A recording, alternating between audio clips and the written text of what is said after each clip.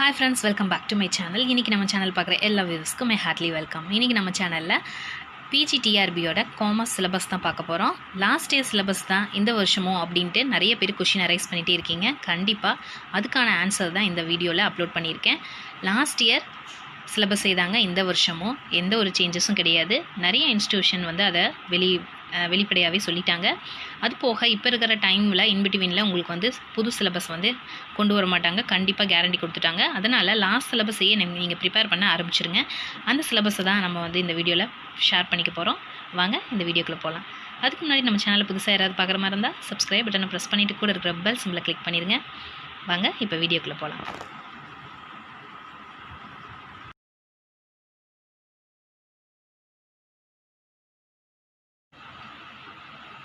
Okay friends, பிஜிடிஆர்பியோட commerce சிலபஸை பார்த்துடலாம். Unit wise வந்து இப்போ 20 யூனிட்ஸ் இருக்குது. இதில் 20 யூனிட்ஸும் நான் லைனாக வந்து ஒவ்வொரு யூனிட்டாகவும் நான் உங்களுக்கு வீடியோஸ் போட போகிறேன். இப்போ வந்து ஜஸ்ட் 2 வீடியோஸ் தான் போட்டிருக்கேன். கண்டினியூவாக நானும் ப்ரிப்பேர் பண்ண போகிறனால நான் வீடியோஸ் போடலான்னு இருக்கேன். உங்களுக்கு பிடிச்சிருந்தா நீங்கள் லைக் பண்ணி சப்ஸ்கிரைப் பண்ணி சேனல் வச்சுக்கோங்க, நீங்களும் ஃபாலோ பண்ணிக்கோங்க. யூனிட் வைஸ் வந்து உங்களுக்கு சிலபஸ் என்னன்னு சொல்லிடுறேன். லாஸ்ட் இயர் சிலபஸே தான் இந்த வருஷமும் ஃபாலோ பண்ண போகிறேன். எந்த ஒரு மாற்றமும் இல்லைங்க, பயப்படாமல் நம்ம படிக்கலாங்க. ஏன்னா டைம் இல்லை, நமக்கு எக்ஸாம்ஸ் வரப்போகுது. அதனால் நான் வந்து ஃபஸ்ட்டு நம்ம வந்து காமர்ஸ் சிலபஸை நம்ம அப்லோட் பண்ணலான்னு பண்ணியிருக்கேன். ஏன்னா நான் காமர்ஸ் மேஜருங்கிறனால நான் வந்து அப்லோட் பண்ணியிருக்கேன்.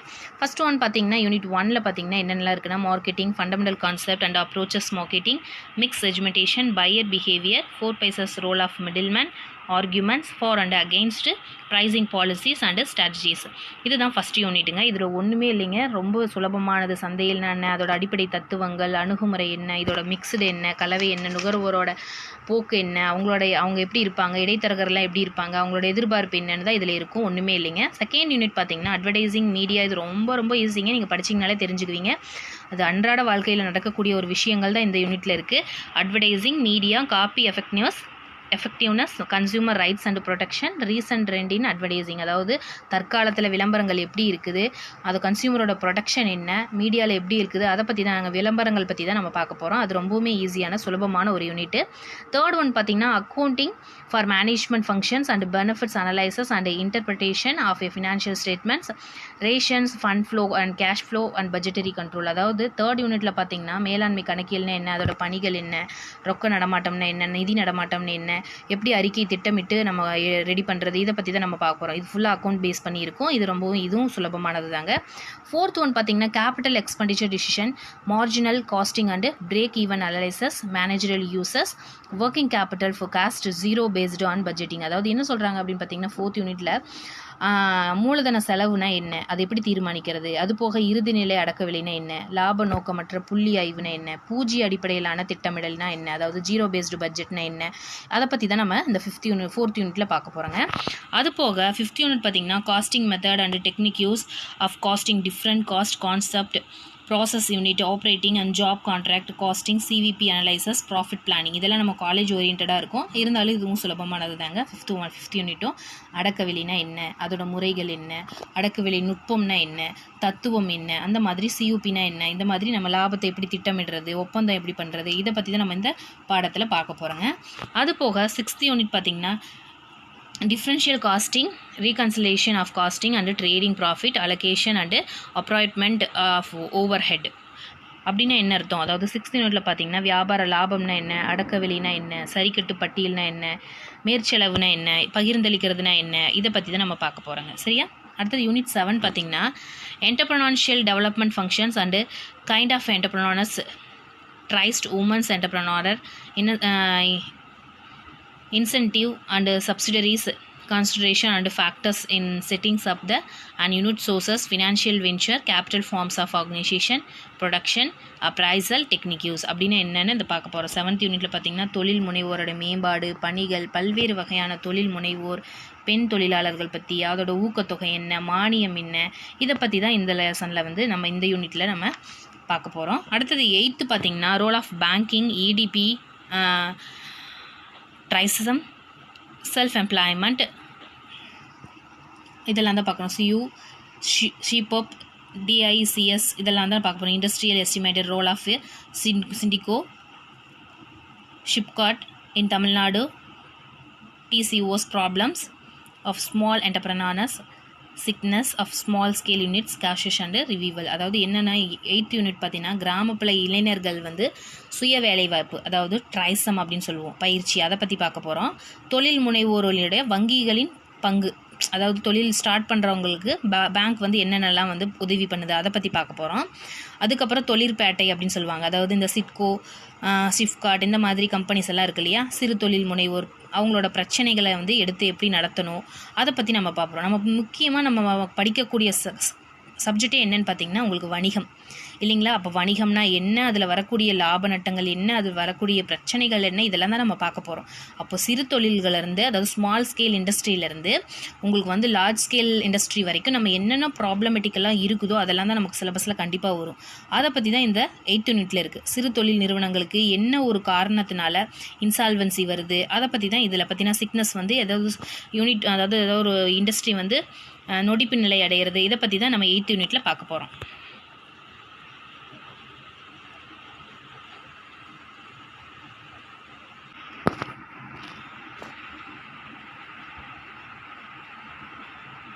அடுத்தது பார்த்திங்கன்னா 9th யூனிட்டில் பார்த்திங்கன்னா statistics, importance, scope, primary and secondary data collection, tabulation and analysis, measures of central tendency, dispersions, correlation, regression, theories of analysis and chi square test. இதை பற்றி தான் பார்க்க போகிறோம். அதாவது 9th யூனிட்டில் என்னென்னலாம் பார்க்க போகிறோன்னா புள்ளியியல் விவரங்கள், அதாவது முக்கியமான ஒரு முதல், 2ஆம், 3ஆம் நிலை தகவல் நிலைகள்னு என்ன, மைய நிலை போக்கு, இதெல்லாம் நீங்கள் படிக்க தெரியும். பிஸ்னஸோட போக்குகள், அதாவது எப்படி போகுது, வே ஆஃப் த பாத் அப்படின்னு சொல்கிறோம் இல்லையா, எந்த வழியிலலாம் வந்து பிஸ்னஸ் ரன் பண்ணுது அதை பற்றி பார்க்க போகிறோம் இதில், சரிங்களா. 10th பார்த்தீங்கன்னா sampling, probability, time series, index numbers, skewness and quartiles. That means மாதிரி கூரெடுத்தல், நிகழ்தகவு அப்படின்னு சொல்லுவோம். அது தமிழில், தூய தமிழில் பார்த்திங்கன்னா என்ன சொல்லுவாங்கன்னா, என்ன வந்து நடக்குதோ அந்த தகவல்களை வந்து செய்கிறது, குறியீட்டு எண், நேர்வரிசை, ஸ்கியூனஸ், கோரிசஸ் அப்படின்னா கோட்ட அளவு அப்படிம்பாங்க, அந்த அளவு, திட்ட அளவு, என்னென்னா பிளான் பண்ணி எந்த அளவுக்கு வந்து பிஸ்னஸ் எல்லை வந்து ஒரு நாட்டில் இருக்குது அதை பற்றி இந்த சாப்டரில் நம்ம பார்க்க போகிறோம். அதுக்கப்புறம் 11th பார்த்திங்கன்னா accounting concept and convention, amalgamation, absorptions and reconstruction of companies அப்படின்னு சொல்லியிருக்காங்க, சரிங்களா. அதாவது 11th பார்த்தீங்கன்னா கணக்கு பதிவியலோட தத்துவங்கள் என்ன, ஈர்ப்பு என்ன, நிறுவனோட புனரமைப்பு என்ன, இதெல்லாம் தான் நம்ம பார்க்க போகிறோம். 12th என்னென்னு பார்த்தீங்கன்னா நிறுவனோட கலைப்பாளர் இறுதி அறிக்கை என்ன, அதாவது பிஸ்னஸ் வந்து நம்ம கலைக்கணும், டிசால்வன்சி பண்ணணும்னா அதோட பங்கு என்ன, நற்பெயர், குட்வில், இதெல்லாம் தான் பார்க்க போகிறோம். Company liquidators, final statement, different method of valuation of the shares and goodwill, இதை பற்றி தான் பார்க்க போகிறோம். யூனிட் 8, அதாவது 13th பார்த்தீங்கன்னா என்னென்னு பார்த்தீங்கன்னா international trade, BOP, tariffs, quotas and licence, terms of trade, world lending bodies, IMF, IBRD and ADB, impact of liberalisation, privatisation and globalisation. இது வந்து ரொம்ப ரொம்ப நம்ம 11th 12th நம்ம படிச்சிருப்போம். 13th பன்னாட்டு வணிகம்னா என்ன, அதோட செலுத்து நிலை, சமநிலை, பங்குச்சான்று, அது போக சிறப்பு நிலை என்ன, உலக கடன் வழங்கும் நிறுவனம் ஐஎம்எஃப், ஐபிஆர்டி, ஏடிபிஐ, தாராளமயமாக்கல், விலை தாக்கம், அது போக தனியார்மயமாக்கல், உலகமயமாக்கல், இதெல்லாம் ரொம்ப ஈஸிங்க இந்த யூனிட்டு. வாங்க படிக்க ரொம்ப இன்ட்ரெஸ்ட்டாக இருக்கும். நம்ம படித்து நம்ம எப்படியாவது ஜாபை நம்ம வாங்கணும். ஓகே, அடுத்த யூனிட் பார்த்திங்கன்னா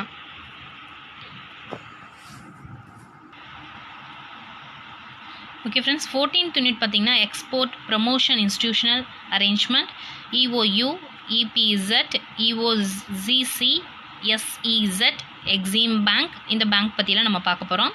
STC, multinational corporation and joint venture abroad, EEC, group of 8, G15 WTO, UNC, TAD, IMF and STR, International Liquidity, International Chamber of Commerce, Recent Foreign Trade Policy of India, euro currency, இதை பற்றிலாம் பார்க்க போகிறோம், சரிங்களா.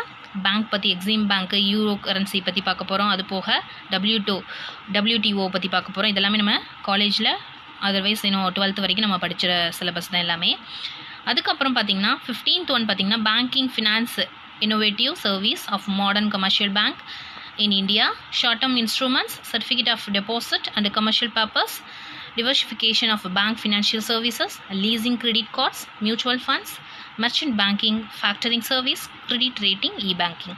இது எல்லாமே banking பற்றியும், modernisation, commercial banks பற்றியும், இது எல்லாமே வணிக சம்பந்தமான பேங்க்ஸ் பற்றி தான் நம்ம சர்வீசஸ் பற்றி பார்க்க போகிறோம் இதில். அதுக்கப்புறம் 16th யூனிட் பார்த்திங்கன்னா capital market, institutions and instruments, used development bank, IDBI, IFSI, ICICI bank and IBB. இந்த பேங்க்கை பற்றி பார்க்க போகிறோம். இதோட லோன்ஸ் எப்படி, ரெகுலேஷன் எப்படி, அது போக ஸ்டாக் மார்க்கெட், இன்வெஸ்டர்ஸ், ப்ரொடக்ஷன், இதெல்லாமே இந்த பேங்க்ஸோட லோன் வந்து short term loan, long term loan, எல்லா ஃபெசிலிட்டி என்னென்னலாம் ஃபெசிலிட்டி இருக்கோ அதெல்லாம் பார்க்க போகிறோம் இதில். அதுக்கப்புறம் டிமேட்டீரியலைசேஷன் அண்டு டெபாசிட்டரிஸ், இதை பற்றியெல்லாம் பார்க்க போகிறோம். சரிங்களா? அதாவது முதலீட்டாளர்களோட தாள்கள் அப்படின்னு சொல்லுவாங்க, அதாவது பேப்பர்ஸ் எல்லாம் நம்ம பார்க்க போகிறோம். சரிங்களா? அடுத்தது பார்த்தீங்கன்னா 17th யூனிட் பார்க்க போகிறோம். அதில் என்னென்னு பார்த்தீங்கன்னா company law and auditing concept of company, legal futures, promotion and formation of company. இதெல்லாமே நம்ம படித்தது தான். எப்படி வந்து கம்பெனி ஃபார்மேஷன் பண்ணுவோம், எப்படி தொடங்குவோம், அதை பற்றி தான் இதில் பார்க்க போகிறோம். MOA, AOA இதெல்லாம் நம்ம 12th படித்தோம். அதர்வைஸ் நம்ம இப்போ இருக்கிற சிலபஸ் நீங்கள் படிக்காமல் இருந்திருந்தீங்கன்னா நம்ம காலேஜில் இது லாஸ்ட்டாக படிச்சிருப்போம். ஓகேவா? Memorandum of articles memorandum and articles of association, alteration of a directors, winding up companies duties, company secretary relating to meeting, இதெல்லாமே பார்க்க போகிறோம். கம்பெனியோட எப்படி வந்து ஸ்டார்ட் பண்ணணும், என்ன ப்ரொசீஜர், இதெல்லாமே நம்ம பார்க்க போகிறோம். எப்படி கலைக்கணும் கம்பெனி, அதை பற்றி. ஓகே, நெக்ஸ்ட்டு வந்து பார்த்திங்கன்னா 18th ஒன் பார்த்திங்கன்னா auditing scope, nature, object, auditing kinds, auditing programme, international control, international check and international audit, vouching, verification and assets and liabilities, auditors, appointment, duties, auditors எல்லாம் எப்படி அப்பாயின்ட் பண்ணுவோம், தணிக்கையாளர்களை எப்படி appoint பண்ணுறது, அந்த formation என்ன, அதோட வெரிஃபிகேஷன் என்ன, அதோட அசட்ஸ், அது எல்லாமே நம்ம இதில் பார்க்க போகிறோம். அதுக்கப்புறம் 19th ஒன் டைரக்ட் டேக்ஸ். இதெல்லாம் ரொம்பவுமே ஈஸியானது. Indirect tax, direct tax, income tax, basic concept of income tax, exempt and tax residential status, head of income, salary income, meaning, allowances and perquisites, provident fund, income from house property, self occupied and let out, dedications and profit and gains, business and profession, capital gains, deduction and deductions, profit and gains, அதை பற்றிலாம் நம்ம பார்க்க போகிறோம். அதாவது தள்ளுபடி பற்றி பார்க்க போகிறோம். சம்பளம், அதுக்கு கீழே என்னென்ன, அந்த சம்பளம் தலைப்பு கீழே என்னெல்லாம் வரும், வருமானம் பற்றி, வீடு சொத்திலிருந்து வருமானம், சொந்த பயன்பாடுகள், வாடகை பெறுதல், கழிவுகள், இது எல்லாமே இதில் பார்க்க போகிறோம். GTI கணக்கிடுதல், அதாவது மூலதன ஆதாய கழிவுன்னு சொல்லுவாங்க, அதெல்லாம் எப்படின்னு பார்க்க போகிறோம் இதில். 20th ஒன் பார்த்திங்கன்னா income tax authorities power, filling of returns, type of assessment, wealth tax act 1957, concept of tax planning, objective, system and methods, factors in tax planning, tax avoidance and evasion, personal tax planning, variation saving scheme. அதாவது என்னெல்லாம் இதில் பார்க்க போகிறோம்னா வருமான வரி அதிகாரிகள் பற்றி பார்க்க போகிறோம். அந்த அதிகாரங்கள் என்ன, படிவம் எப்படி சமர்ப்பிக்கணும், பல்வேறு வகையான எவாலுவேஷன், அதாவது மதிப்பிடுதல் என்ன, சொத்து வரி சட்டத்து மூலம் 1957 நம்ம என்னெல்லாம் நம்ம வந்து சொத்து வரி தத்துவம் என்ன, இதெல்லாமே நம்ம பார்க்க போகிறோம். அது போக வரி வந்து எப்படி வந்து தனிநபருக்கு எப்படி, பல்வகையான வரி எப்படி, அந்த டேக்ஸஸ் பற்றி ஃபுல்லாகவே நம்ம இந்த யூனிட்டில் பார்க்க போகிறோம். இதுதான் வந்து உங்களுக்கு 20 யூனிட்டும் இதில் இருக்குது. அது போக நான் வந்து ஃபோட்டோஸ் வந்து இதில் வந்து கொடுக்குறேன். நீங்கள் வேணுன்னா நீங்கள் வெயிட் பண்ணி நீங்கள் எழுதிக்கலாம். அதர்வைஸ் நீங்கள் ஸ்க்ரீன்ஷாட் கூட எடுத்துக்கலாம். ஓகேங்களா?